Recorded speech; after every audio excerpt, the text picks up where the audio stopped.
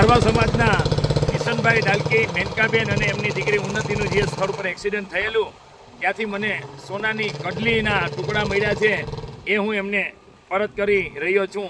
તો આપ અને બીજું કે રાનાવાલા હોસ્પિટલમાંથી સિટી સ્કેન માટે ગાયત્રીમાં ગયેલા અને 2200 રૂપિયા એમની પર ચાર્જ કરેલો, પરંતુ મેં સરકારશ્રીને કહેલું કે આ પૈસા છે એ સરકારની યોજનામાં લેવાનો છે. તો એમણે કીધું કે પોલીસનો ડીઓ કરાવવો પડશે. મેં કીધું કાંઈ વાંધો નહીં, હું સાથે જઈ અને પોલીસ સ્ટેશનમાંથી ડીઓની કોપી લઈ આવ્યો અને રાનાવાલાને મેં પરત કરી અને એ લોકોએ આ 2200 રૂપિયા જે મને આપ્યા છે એ હું એમના પતિદેવ કિશનભાઈને હું આ 2200 રૂપિયા પરત કરું છું.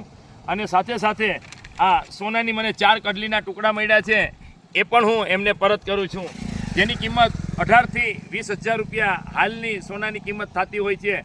ભગવાનને કારણ કે કોઈનું છે એ આપણું કોઈથી નથી થવાનું, એટલા માટે થઈને આ વસ્તુ એમને હું પરત કરું છું. કિશનભાઈ અને બેનની તબિયત અત્યારે એમ કહેવાય કે એને હેમરેજ તો થયું છે, પણ અત્યારે એમની તબિયત સારી છે.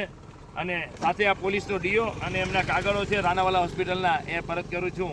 તો જય સોમનાથ, જય સોમનાથ. સરસ.